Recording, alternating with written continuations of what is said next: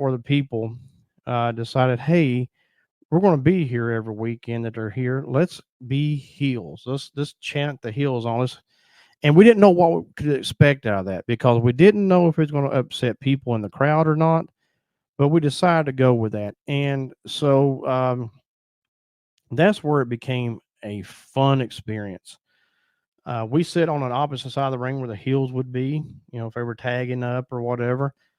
And we just did things that we kind of pushed the envelope a little bit, not in a bad way, but just see how far we could go.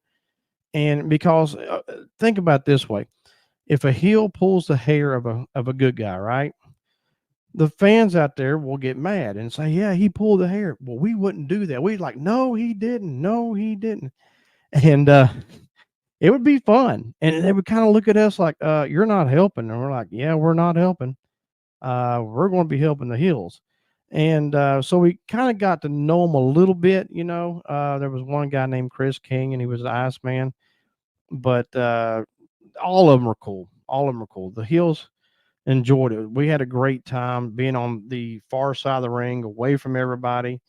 I remember one time, one of our friends, you had a tag match going on, and one of the faces got knocked out of the ring. The heel tagged him, on the outside of the ring, and one of my friends picked up a chair and handed it to, I think it was Chris King or some one of the or Chris or Iceman or one of those guys. I can't remember who it was exactly. Anyway, hands it to him and he uses it. So we started doing this more and more. We'd hand them chairs or we'd hand them whatever we had, a drink. They'd throw it in the good guy's face. I mean, it was just we didn't know how far we could push it, but we didn't go too crazy.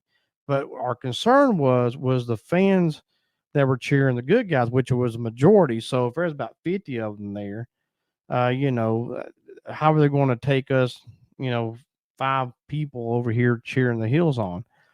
So we didn't know how that was going to go, but nobody bothered anybody. Everybody